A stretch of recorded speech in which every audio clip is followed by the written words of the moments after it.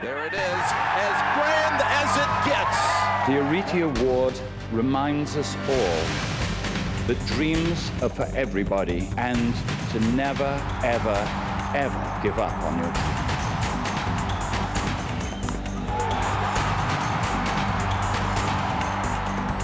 Through the year, or perhaps in a single superlative performance, they have achieved a degree of excellence which is suggested in Greek mythology by the concept of Arete.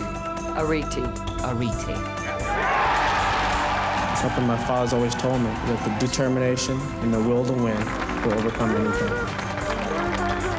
Mario Andretti, Arete Award winner in 1991. Courage is telling yourself when you're beat, not when someone else tells you that you're beat.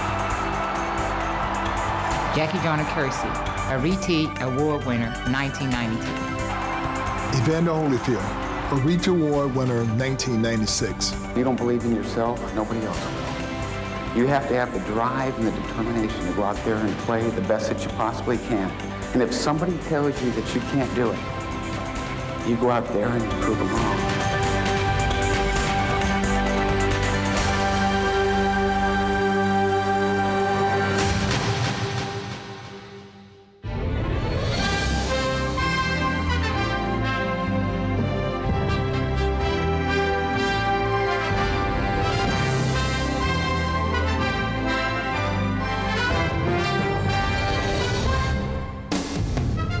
Hello, friends. I'm Jim Nance, and you're about to watch a most inspirational hour of stories from the sports world. The 15th annual Arete Honors for Courage in Sports. Priest Holmes of the Kansas City Chiefs and other great athletes will introduce you to some truly remarkable people. Plus, we'll honor a personal friend of mine who I'm quite proud of on this day.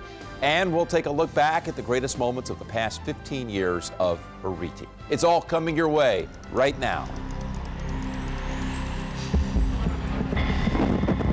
Operation Iraqi Freedom began in March 2003, swiftly and profoundly changing the entire country. Its aftermath created a halting danger for Americans, including civilians. As we watched in horror the brutal kidnappings and attacks occurring day after day. A daunting challenge lay ahead to stem the violence and heal the hearts and minds of the Iraqi people. And it was just an overwhelming feeling like a calling of God that it was my time to do my part. This is the story of one man who stepped bravely into the chaos, a man named Termite. Maurice Termite Watkins grew up in Texas. As a boy, he worked in his family's pest control business, gaining his lifelong nickname, Termite. Termite, however, soon found another calling, boxing. As a young fighter, he was known for his slick moves. After a successful professional career, he retired to spend time with his family, but boxing remained in his blood. When the Iraq War began, the 46-year-old learned that the U.S. needed experienced exterminators to aid in the reconstruction effort. So Termite Watkins stepped forward to lend a hand. When I heard my dad was going to Iraq, I thought he was crazy. I was like, you're not going. Termite understood the gravity of his decision and the dangers that faced Americans in post-war Iraq. Still, he answered his calling. It was time for him to serve his country in the best way he knew how. He basically picked himself for the job. He went to them and said, I know how to kill bugs and vermin and all that kind of stuff, and they grabbed him up. As the rest of America watched the war from the safety of their living rooms, Termite arrived in Iraq in April 2003. I call it the land of extremes. The flies were the most aggressive flies that I've ever seen in my life. They had viper snakes that had extremely long teeth or fangs. It had the most beauty that you could ever imagine. But it was also the most harshest land that you could ever imagine. Termite was over 7,000 miles from home. He had seen the violence and chaos with his own eyes. He had narrowly survived mortar attacks. And through it all, Termite chose to stay. He continued training and soon developed a following, putting soldiers and colleagues through the paces in grueling morning workouts. Word got around about the exterminator with the quick moves and infectious personality. And a few months later, Termite was approached by the Coalition Provisional Authority with an unbelievable request. The leader of the coalition said, Termite, what are the odds of putting together a boxing team and getting somebody qualified for the Olympics? And I said, you got a slim to none chance, maybe a 1 in a million. He says, great, let's do it. All we need is the 1, we don't need the million. Termite knew that dying was a price he was willing to pay for freedom. Steadfast, he began training a group of 24 would-be Iraqi boxers. They were mostly barefooted. They didn't have the groin protectors. They didn't have mouthpieces. They didn't even have good boxing gloves.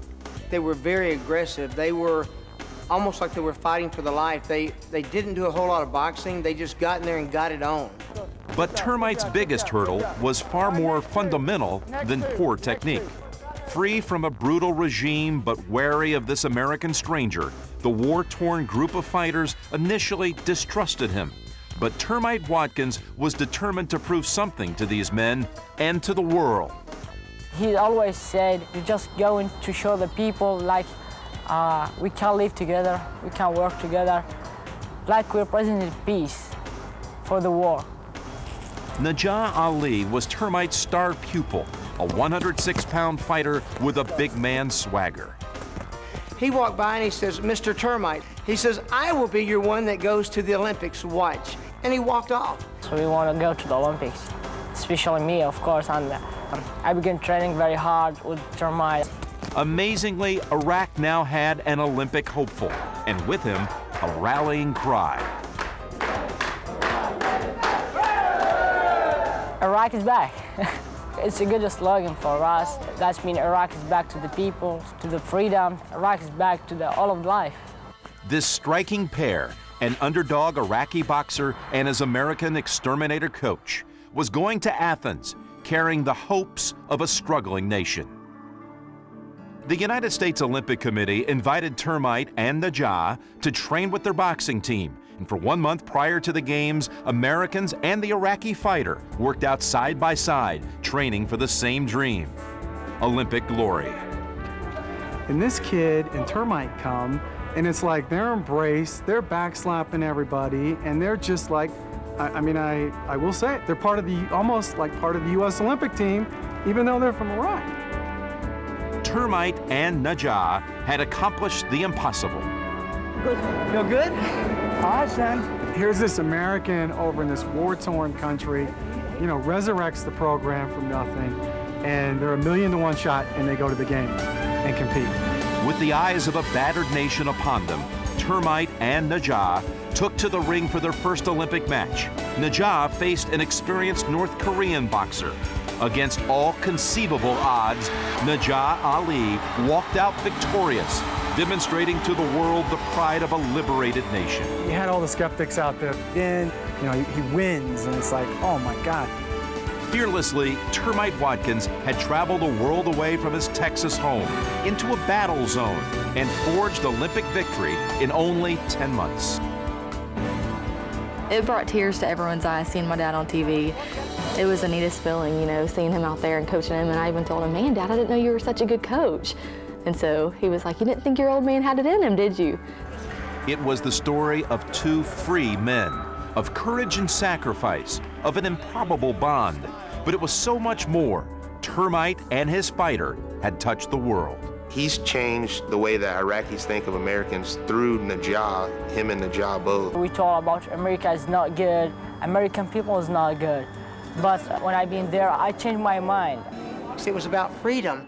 The Olympics was just the icing on the cake. And so we did good. He was a winner, and he won the hearts of the world. And so, as Najah said one time when a Japanese reporter was asking me, he said, how did you feel about losing? And Najah said, did I lose? I'm free.